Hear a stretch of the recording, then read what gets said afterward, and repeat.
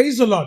ரோமர் 8ஆம் அதிகாரம் 28ஆம் வசனத்தை நாம் வாசிக்கும் பொழுது, அன்றியும் அவருடைய தீர்மானத்தின்படி அழைக்கப்பட்டவர்களாய் தேவனிடத்தில் அன்பு கூறுகிறவர்களுக்கு சகலமும் நன்மைக்கு ஏதுவாக நடக்கிறது என்று அறிந்திருக்கிறோம் என்று சொல்லி நாம் வாசிக்கிறோம். பிரியமானவர்களே, இந்த வசனத்துல சகலமும் நன்மைக்கு ஏதுவாய் நடக்கும் அப்படின்னு சொல்லி பவுல் எழுதுகிறதை நாம் பார்க்கிறோம்.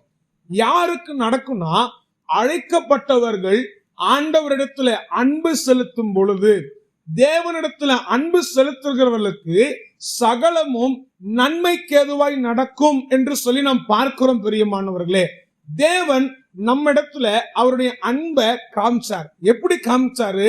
தன்னுடைய சொந்த குமாரனை நம்மளுடைய பாவ நிவாரணத்துக்காக அவர் மனித ரூபமாய் இந்த பூமிக்கு அனுப்பி பலியாக்கி அந்த குமாரன் உயிர்த்தெழுந்தார். பிரியமானவர்களே, இப்படியாய் தேவன் நம்மளிடத்துல அன்பு செலுத்துகிறதை நாம் வாசிக்க முடியும்.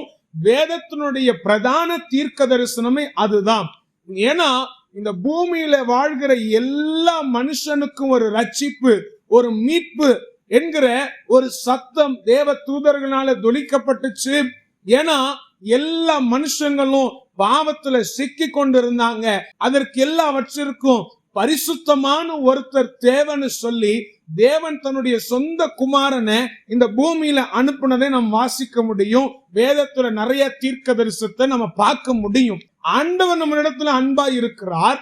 அவர் நம்மளிடத்துல அன்பு செலுத்தி இருக்கிறார். நாம் தேவனை எந்த அளவுக்கு நேசிக்கிறோம், நாம் எந்த அளவுக்கு அன்பு செலுத்துகிறோம் என்று சொல்லி நாம் யோசிக்க வேண்டும். பிரியமானவர்களே, நாம் எடுக்கிற பிரயாசங்கள் அநேகமா இருக்கலாம். ஏதாவது ஒரு வேலை விஷயமாவோ இல்லைன்னா குடும்பத்தின் காரியமோ எல்லாவற்றிற்கான பிரயாசத்தை நாம் எடுப்போம். ஆனால் அதுல நன்மையாய் முடிகிறதன் என்று கேட்டால் அது பெரிய கேள்விக்குறியா இருக்குது. பாருங்க, நமக்கு அதற்கான தீர்வு கிடைக்க மாட்டது. இங்க வசனம் என்ன சொல்லுது? தேவனிடத்துல அன்பு கூறுகிறவர்களுக்கு சகலமும் நன்மைக்கேதுவாய் நடக்கும் என்று சொல்லி, இது வேத வசனங்க. தேவனிடத்துல அன்பு கூர்ந்தமை என்றால் நமக்கு சகலமும் நன்மைக்கேதுவாய் நடக்கும் என்று சொல்லி வசனம் சொல்லுகிறது. வேத வசனம் பொய் சொல்லாது, அது உண்மை உள்ளது. பிரியமானவர்களே, இந்த வாக்கு தத்துவம் ஒவ்வொரு மனுஷனுடைய வாழ்க்கையில நிறைவேறும். ஏன் தெரியுமா? அது உண்மையா இருக்கிறதுனால நாம் தேவனிடத்துல அன்பு செலுத்தும் பொழுது நாம் எடுக்கிற எல்லா பிரயாசங்களிலும் நமக்கு நன்மைக்கேதுவாய் நடக்கும். பிரியமானவர்களே, 1 சங்கீதம் 3ஆம் வசனத்துல நாம் வாசிக்கும் பொழுது, அவன் நீர்க்கால்களின் ஓரமாய் நடப்பட்டு தன் காலத்தில் தன் கனியை தந்து இலையுதிரா மரத்தை போல் இருப்பான், அவன் செய்வதெல்லாம் வாய்க்கும் என்று சொல்லி நாம் வாசிக்க முடியுது. பிரியமானவர்களே, அவன் செய்வதெல்லாம் வாய்க்கும். ஏன் தெரியுமா?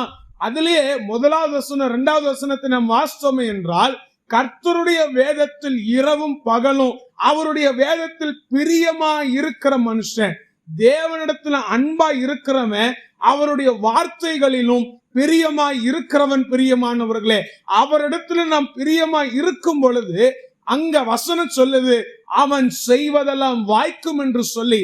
இன்றைக்கு என்னுடைய காரியங்கள் எதுவுமே ஒழுங்கா நிறைவேற மாட்டுது, எல்லாவற்றையும் தோல்வி அடைகிறேன், ஒண்ணுமே வாய்க்க மாட்டுது என்று சொல்லி நினைக்கிறீர்களா? அவரிடத்துல அன்பு செலுத்துங்க, அவருடைய வேதத்துல பிரியமா இருங்க. இங்க கொடுக்கப்பட்டிருக்கிற வாக்கு தத்தம் நிறைவேறும். பிரியமானவர்களே, அவன் செய்வதெல்லாம் வாய்க்கும் என்ற வார்த்தையின்படி நாம் எடுக்கிற ஒவ்வொரு முயற்சிக்கான பலனை நாம் பார்க்க முடியும். எல்லாவற்றையும் நாம் வாய்க்க பண்ணுவதல்ல, நாம் நேசிக்கிற தேவன் நமக்காக வாய்க்க பண்ணுவார். பிரியமானவர்களே, தாவீது ராஜாவை குறித்து பார்க்கும் பொழுது, தாவீது ராஜா எந்தெந்த போர் எடுத்தாரோ எல்லா போர்களிலும் கர்த்தர் அவருக்கு ஜெயத்தை கொடுத்தார். எப்படி? ஏன்னா வசனமே சொல்லுது, தாவீது கர்த்தருடைய இருதயத்துக்கு ஏற்றவனா இருந்தான் என்று சொல்லி அவர் தாவீது மேல அன்பா இருந்தார். தாவீதும் கர்த்தர் மேல பிரியமா இருந்ததுனால அவர் எடுத்த எல்லா காரியமும் வாய்த்தது.